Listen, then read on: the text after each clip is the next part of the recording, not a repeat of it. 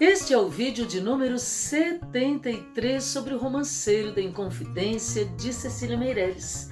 É o romance 66 ou De Outros Maldizentes. Sejam todos muito bem-vindos e para você que não me conhece, eu sou Valquíria.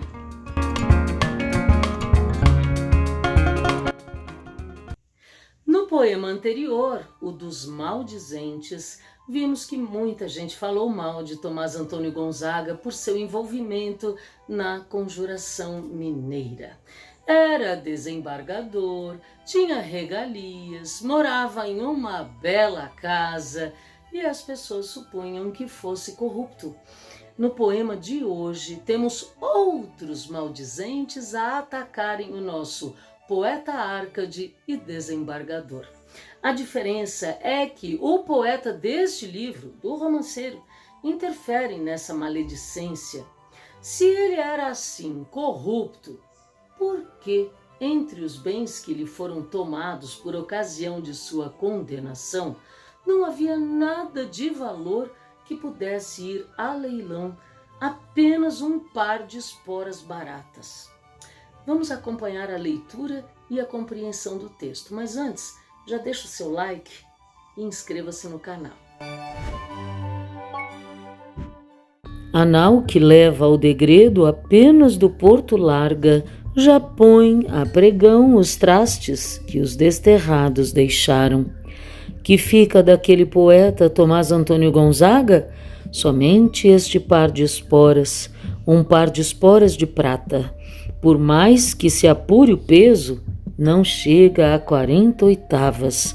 Nem terçados, nem tesouras, canivetes ou navalhas, nada do ferro que corta, nada do ferro que mata, só as esporas que ensinam o cavalo a abrir as asas. Espelho, para que rosto? Relógio, para que data? Os bens dos condenados por envolvimento na Conjuração Mineira foram confiscados e depois leiloados. Você já sabe que o único enforcado foi Tiradentes e os demais foram condenados ao degredo, expulsos do país. O poema inicia-se afirmando que a nau que leva ao degredo, apenas do Porto Larga, já põe a pregão os trastes que os desterrados deixaram. Então, mal partiam os condenados e os seus pertences já iam a leilão. E enquanto as pessoas estavam aguardando o leiloeiro anunciar os valores no pregão, podemos observar a conversa dos maldizentes. Repare nos travessões. Que fica daquele poeta Tomás Antônio Gonzaga? Somente este par de esporas, um par de esporas de prata. Por mais que se apure o peso, não chega a 40 oitavas. Nem terçados, que são espadas curtas e largas, nem tesouras, canivetes ou navalhas, nada de ferro que corta, nada do ferro que mata. Isso evidencia a natureza pacífica de Gonzaga. Algo que ferisse mesmo, só havia as esporas, objetos que ficam nas botas dos cavaleiros e com os quais eles cutucam os cavalos para que saiam correndo. Isso é, esporas que ensinam o cavalo a abrir as asas. Espelho, para que rosto? Relógio, para que data? Nem esses objetos, que certamente ele possuía, eram de luxo ou de valor suficientemente grande para serem leiloados. Que fica na fortaleza daquele poeta Gonzaga? Um par de esporas somente, um par de esporas de prata. E vossa mercê repare que outras há mais bem lavradas. Pelos modos me parece que lhe hão de fazer bem falta. Dizem que tinha um cavalo, que Pégaso se chamava, não pisava neste mundo, mas nos planaltos da Arcádia. Agora veremos como do cavalo salta. Entre pastores vivia à sombra da sua amada. Ele dizia, Marília, ela Dirceu balbuciava.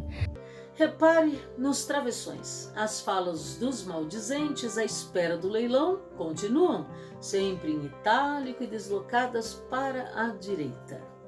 Que fica na fortaleza daquele poeta Gonzaga? Um par de esporas somente, um par de esporas de prata. E vossa mercê repare que outras há mais bem lavradas, quer dizer, mais bonitas, mais bem trabalhadas. Pelos modos, me parece que lhe hão de fazer bem falta. É que o pouco que ele possuía e que lhe foi tirado deve lhe fazer falta. Dizem que tinha um cavalo que Pégasus se chamava, não pisava neste mundo, mas nos planaltos da Arcádia. Aqui temos uma lembrança de que Tomás Antônio Gonzaga foi poeta do arcadismo e escrevia fingindo ser pastor, vivendo na natureza, num lugar chamado Arcádia, na antiguidade grega. Daí a relação com a mitologia. Dizem que tinha um cavalo que Pégasus se chamava. Você se lembra daquele cavalo mitológico com asas? Pois é. Agora veremos como do cavalo salta. Ou ele vivia no sonho. Veremos como agora é que ele salta do cavalo para a realidade. Como é que ele enfrenta tudo isso que está acontecendo, esse revés na sua vida. Entre pastores vivia à sombra de sua amada. Ele dizia, Marília, ela, Dirceu, balbuciava. Já se ouviu mais tola história? Já se viu gente mais parva? Hoje não é mais nem sombra dos amores que sonhava. Anda longe a pastorinha e agora já não se casa. Tanto amor, tanto desejo, desfez-se o fumo da fábula, que isso de amores de poetas são tudo aéreas palavras. Foi-se a monção da ventura, chega o barco da desgraça, que deixa na fortaleza um par de esporas de prata. E os maldizentes vão dizendo, já se ouviu mais tola história? Já se viu gente mais parva? Parva é tola. Foi desembargador, ficava compondo poemas fora da realidade, sonhando com namoros, envolveu-se num levante contra a coroa portuguesa. Hoje não é mais nem sombra dos amores que sonhava. Anda longe a pastorinha e agora já não se casa. Gonzaga foi preso no dia 23 de maio de 1789. Ia se casar no dia 30, uma semana depois. Tanto amor, tanto desejo, desfez-se o fumo, aquela fumaça transitória da fábula, que isso de amores, de poetas, são tudo aéreas palavras. Você vê os travessões mostrando as falas dessas pessoas maldosas, e monção é o mesmo que período favorável, e o texto diz, foi-se a monção da ventura, foi-se o período de sorte, e chega o barco da desgraça. Gonzaga foi para o exílio, e que deixa na fortaleza? Um par de esporas de prata. Ai, línguas de maldizentes, nos quatro cantos das praças, se mais deixasse, diriam que eram roubos que deixava. Ai, línguas que sem fadiga arquitetais coisas falsas. Tanta seda que vestira, tanto verso que cantara, maior que César se via, mais que Alexandre pensava, escorregou-se-lhe a sela, restam-lhe cavalos d'água. Mais devagar, cavaleiro, que vais dar contigo em África. O poeta do romanceiro vem dizendo que mesmo Gonzaga deixando apenas aquele par de esporas baratas, a língua dos maldizentes continuava a falar mal dele por todos os lados. Ai, línguas de maldizentes nos quatro cantos das praças, se mais deixasse, Se ele tivesse deixado mais alguma coisa, diriam que eram roubos que deixava. Ai, línguas, que sem fadiga arquitetais coisas falsas. E olha só os maldizentes aí, com travessão itálico, deslocados para a direita. Tanta seda que vestira, tanto verso que cantara, maior que César se via, mais que Alexandre pensava. Essa referência a César e a Alexandre é uma nítida alusão à Lira 27, parte 1. Alexandre, Marília, qual o rio que, engrossando no inverno tudo arrasa, na frente das cortes, cerca, vence, abrasa as cidades mais fortes? Foi na glória das armas o primeiro, morreu na flor dos anos e já tinha vencido o mundo inteiro. O grande César, cujo nome voa, a sua mesma pátria a fé quebranta. Na mão a espada toma, oprime-lhe a garganta, dá senhores a Roma. Consegue ser herói por um delito, se acaso não vencesse, então seria um vil traidor proscrito. Eu é que sou herói, Marília Bela, seguindo da virtude a honrosa estrada, ganhei um trono. Ah, não manchei a espada, não o roubei ao dono, ergui-o no teu peito e nos teus braços, que valem muito mais que o mundo inteiro, uns tão ditosos laços. Perceba que no arcadismo a ideia do herói conquistador e sangrento como Alexandre ou César é deixada de lado para ceder lugar ao herói pacato, honesto, honrado, que prefere construir seu reino nos braços da mulher amada, o que combina com o fato de Tomás Antônio Gonzaga não ter deixado nenhuma espada ou outra arma sangrenta, somente as esporas baratas. Pois é, mas era hora de deixar o sonho dos textos árcades, onde ele cavalgava o seu Pégaso, e enfrentar a realidade. Enquanto seus bens eram leiloados, ele estava num navio, sendo expulso do Brasil, levado para a África. Por isso o texto diz: escorregou-se-lhe a sela, ou seja, ele caiu, houve um revés do destino. Ele caiu do cavalo que representa o sonho e restam-lhe os cavalos d'água, a realidade. Ele estava no mar indo embora, os cavalos d'água, as ondas, e aí o texto mostra o conselho irônico de um maldizente: mais devagar, cavaleiro, que esse cavalo vai dar contigo em África, ou seja, sonhe menos, cavaleiro, que esse cavalo vai, na realidade, te levar para a África, o que na época não era nada bom. Puseram pregões agora. Vamos ver quem arremata. Quem compra este par de esporas que eram do poeta Gonzaga? Já ninguém sonha ir tão longe, que hoje são duras escarpas, esses caminhos de flores de antigos campos da Arcádia. Só deixou na fortaleza o par de esporas de prata. Quem sabe se alcança a terra? Quem sabe se desembarca? Anda a peste das bexigas até na gente fidalga. E o leilão começa. Passamos a assisti-lo. O narrador nos coloca naquele momento presente, dizendo: puseram pregões agora.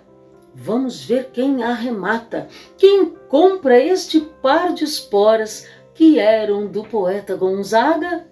E continuam os maldizentes: já ninguém sonha ir tão longe, que hoje são duras escarpas, que são terrenos muito íngremes, onde havia antes esses caminhos de flores, de antigos campos da Arcádia, onde ele cavalgava na ilusão.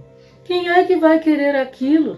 Só deixou na fortaleza o par de esporas de prata. Quem sabe se alcança a terra? Quem sabe se desembarca? Anda a peste das bexigas até na gente fidalga. A situação de higiene nos navios era péssima e naquelas viagens era comum haver surtos de pragas, como varíola, que era conhecida como bexiga. E muitas vezes as pessoas não chegavam ao seu destino, morriam a caminho e o corpo era jogado ao mar. Não importava se rico ou pobre. Pois ia dar leis ao mundo, era o que as leis fabricava, e o par de esporas não chega nem a 39 oitavas. Para tão longa carreira, vê-se que eram coisa fraca. Já vai pelo mar fora, lá vai com toda a prosápia o ouvidor e libertino desembargador Peralta. Ai de ti que hoje te firmas no arção das ondas salgadas. Segura a rédea de espuma, Tomás Antônio Gonzaga. Escapaste aqui da forca e das línguas bravas. Vê se te livras das febres que se levantam nas vagas e vão seguindo o navio com seus cintilantes miasmas. E os maldizentes não param, pois ia dar leis ao mundo, era o que as leis fabricava.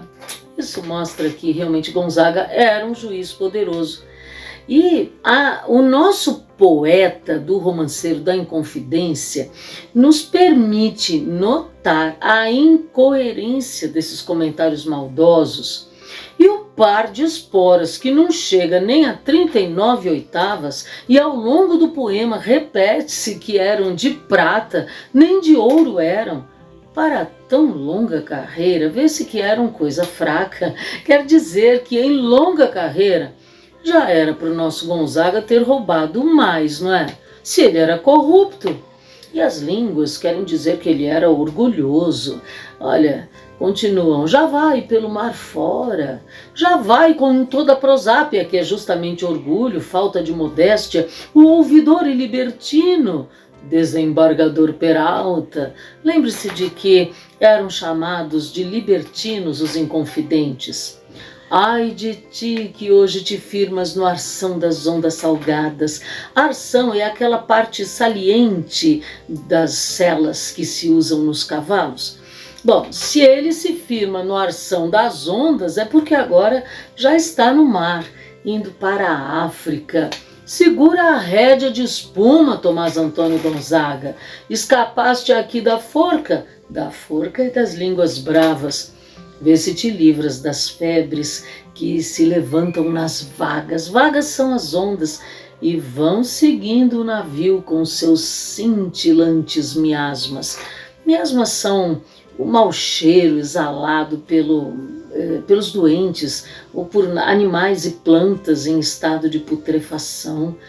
O que será que espera por Antônio Gonzaga nessa viagem em total insegurança com as doenças no seu encalço, hein?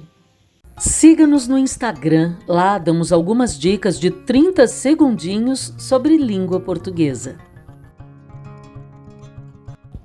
No próximo vídeo, romance 67, ou da África dos 700. Espero você!